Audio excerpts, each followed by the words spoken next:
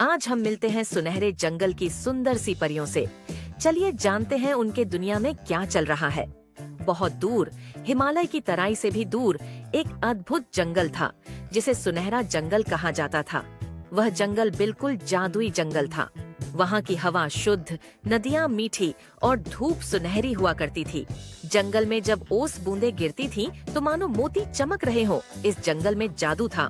नहीं, वह किताबों वाला जादू नहीं, बल्कि ऐसा जादू जो प्रकृति से निकला था। सच्चा, सजीव और पवित्र जादू। यह जंगल चमकता हुआ हीरे की तरह था और परियां थीं इस जंगल की रानी। यह जंगल 7 दिव्य परियों का निवास था। 1. नीरा परी, जल की रक्षक, नदियों और झीलों की देखभाल करती। वह नदियां और झरनों के पास नाचती और उनकी सुंदरता में और 4 चांद लगा देती। 2 तारा परी, प्रकाश की देवी, अंधकार से लड़ती और रास्ता दिखाती। इसे प्रकाश की देवी कहा जाता है और प्रकाश इसके ही इशारों पर चलता था। 3. वान्या परी, पेड़ पौधों की जान, जो हर सूखे पत्ते को भी जीवन देती। वन्य परी पेड़ पौधों में जान फूंक देती, जो पौधा सूखने लगता उसको हरा भरा कर देती, और इस तरह जंगल में हरियाली को बनाए रखने का काम वान्या परी करती थी। जंगल में पेड़ पौधे हरे भरे और उसमें ढेर सारे फल और फूलों से लदे हुए थे। 4. रूही परी, पशु पक्षियों की सच्ची मित्र, उनकी भाषा जानती थी। वह पशु पक्षियों से बहुत प्रेम करती थी और उनकी तकलीफें समझती थी। वह पशु पक्षी भी उसको बहुत प्यार करते और पशु पक्षी भी जानते थे कि यह हमारी रानी है। 5. किरण परी, सूर्य की ऊर्जा से जंगल में जीवन फूंकती। वह सूरज से चमकता और अपने प्रकाश से पूरी जंगल को रोशन करती। 6.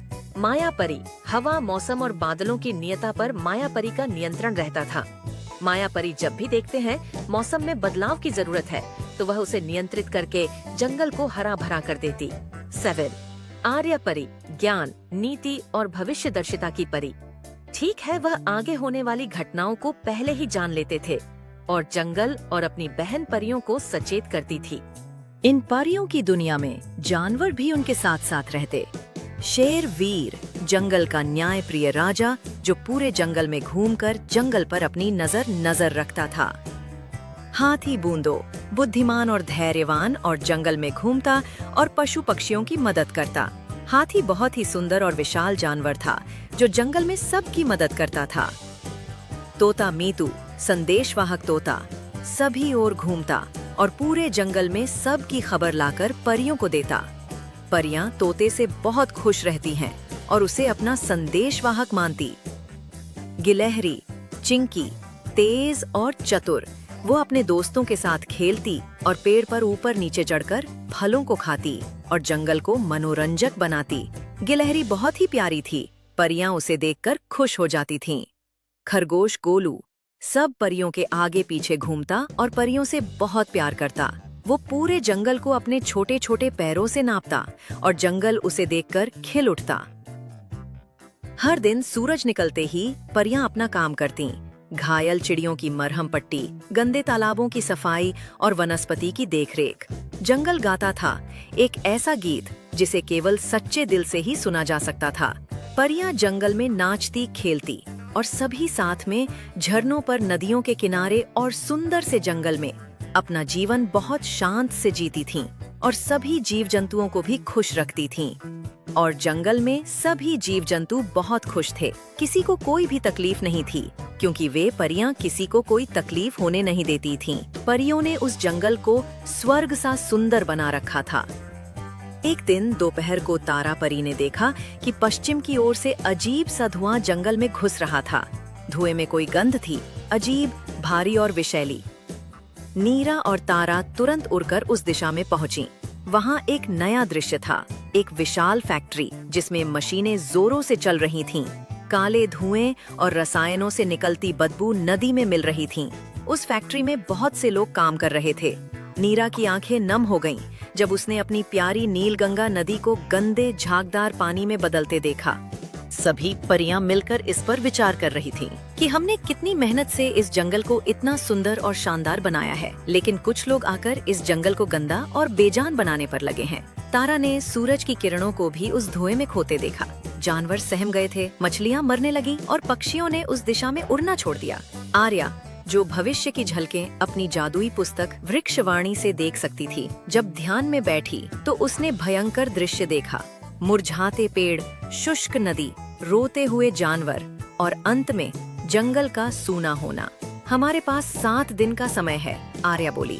अगर इस फैक्ट्री को नहीं रोका गया तो जंगल आधा मुरझा जाएगा। सभी परियां आश्चर्यचकित रह गईं। रूही ने अपने दोस्तों, चिड़ियों और बंदरों से जानकारी देकर इकट्ठा किया। फैक्ट्री शहर के एक व्यापारी ने बनाई थी जो जंगल के किनारे सस्ता जमीन समझकर आया था। एक शाम सभी परियां और जानवर विशाल जामुन वृक्ष सभा स्थान पर एकत्रित हुए। पेड़ों के बीच जुगनू लाएं चमक रही थीं। सभी परियों और जानवर एक जगह इकट्ठा होकर आपस में बात कर रहे थे। इस बार हमें जादू के साथ योजना बनानी होगी, आर्या बोली। वान्या ने प्रस्ताव रखा कि वे पेड़ों को एक हरित कवच दें, एक विशेष औषधि जिससे पेड़ थोड़ी देर तक प्रदूषण सह सकें। नीरा ने कहा, मुझे अपनी नील गंगा को बचाना है, मैं जल शुद्धिकरण मंत्र उपयोग करूंगी। किरण ने वादा किया कि वह सूर्य की 7 किरणों को एकत्र कर एक ऊर्जा गुच्छ बनाएगी जिससे पौधे दोबारा खड़े हो सकें। रूही ने कहा, मैं जानवरों की सहायता से फैक्ट्री में जाकर जानकारी इकट्ठा करूंगी। अब जानवरों की बारी थी।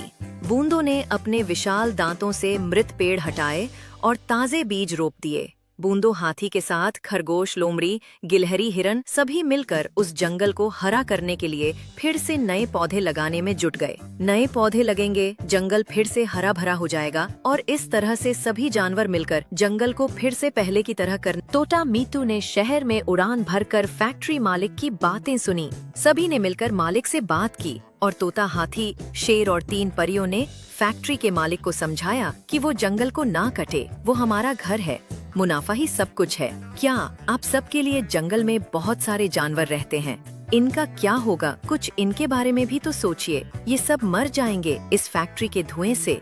हाथी बोला, हम तो मर ही रहे हैं, हमारा जंगल भी पूरा सूखा जा रहा है। क्या आप लोगों को अपने मुनाफे के आगे हमारी तकलीफ है और इस जंगल की स्थिति दिखाई नहीं देती है? हमारा आपसे निवेदन है कि इस जंगल को ना काटे, हम पर अपनी कृपा करें। इस प्रयास में परियों ने दिन रात काम किया। उनकी चमक धीमी होने लगी थी, पर उनका हौसला नहीं। माया, हवा की परी, थोड़ी बेचैन थी। उसने कहा, शांति से बात करना सही है, लेकिन कुछ डर भी जरूरी है। उसने कहा। उसने एक योजना बनाई, एक प्राकृतिक आंधी। तीसरे दिन एक सकसे उसे फैक्ट्री के आसपास बहुत भयंकर आंधी आई और फैक्ट्री में काम कर रहे लोग डर गए। फैक्ट्री में काम कर रहे लोग डर गए। मशीनें ठप हो गईं, कई खिड़कियां टूटीं। कुछ समय के लिए फैक्ट्री का काम रोक दिया गया। फैक्ट्री के मालिक और काम करने वाले सभी डर गए थे। डर से कुछ समय के लिए शांति मिलती है, पर स्थायी समाधान नहीं, आर्या ने माया को समझाया। फैक्ट्री मालिक को रात में सपना आया। वो जंगल को कटता देखता है, जानवरों को मरते, अपने बच्चे को बीमार और एक जलती हुई धरती। वो पसीने में भीगा उठा। सुबह फैक्ट्री के गेट पर एक बोर्ड टंगा था, फैक्ट्री बंद, अब यहाँ प्राकृतिक अध्ययन उद्यान बनेगा। फैक्ट्री के लोग अब जंगल में सफाई और पौधारोपण में मदद करने लगे। उन्होंने जानवरों से माफी मांगी। नीरा ने फिर नीलगंगा को स्वच्छ बनाया। वन्या ने पौधों को पुनर्जीवित किया। किरण की किरणों ने पौधों को ऊर्जा दी। रूही और चिंकी ने पक्षियों के घोंसले दोबारा बनाए और परियों को भी चैन की सांस मिली और पक्षी खुली हवा में वो सांस ले सकते थे। चिड़िया, तोता, खरगोश और गिलहरी सभी खुशी से नाच रहे थे। माया ने हवाओं से फैले धुएं को अपने जादू से समेटा और पहाड़ों के पार भेज दिया। जंगल फिर से उतना ही सुंदर और भव्य हो गया। सभी पशु पक्षी, जीव जंतु खुश थे और परियां भी खुशी का जश्न मना रही थी। 1 वर्ष बाद उसी स्थान पर एक भव्य उत्सव हुआ, प्रकृति उत्सव। बच्चे आए, उन्होंने परियों की कहानियां सुनी, जानवरों से दोस्ती की। शेरवीर ने बच्चों को वन्य जीवन की अहमियत बताई। बूंदो बच्चों को पानी के महत्व पर भाषण देता। तोता मीतू अब कहानी तोता बन चुका था। 1 साल बाद 7 परियां और सभी जानवर चंद्र वृक्ष के नीचे इकट्ठा हुए। आर्या बोली, हमारी शक्ति सिर्फ जादू में नहीं, हमारी एकता, दया और प्रकृति के साथ सहयोग में है। रूही ने मुस्कुराकर कहा, जानवरों को अब बचाने की जरूरत नहीं, अब वे संरक्षक बन चुके हैं। शेरवीर ने गर्जना की, हमारी धरती अब हमारी जिम्मेदारी है, आइए मिलकर उसकी रक्षा करें। सभी ने अपने पंख, पंजे और दिलों को जोड़कर संकल्प लिया, प्रकृति हमारी माँ है, हम उसकी रक्षा करेंगे। इस कहानी का अंतिम संदेश, परियों और जानवरों की यह गाथा सिर्फ एक कहानी नहीं, एक सीख है। जब हम एक होकर प्रेम और समर्पण से प्रकृति की सेवा करते हैं, तब ऐसा जादू होता है, सच्चा जीवनदायक जादू। जंगलों को बचाना है, नदियों को स्वच्छ रखना है और हर जीव को उसका स्थान देना है। तो दोस्तों, आप भी इस धरती के रक्षक बनिए और सुनहरे जंगल के परियों के दोस्त। Thank you.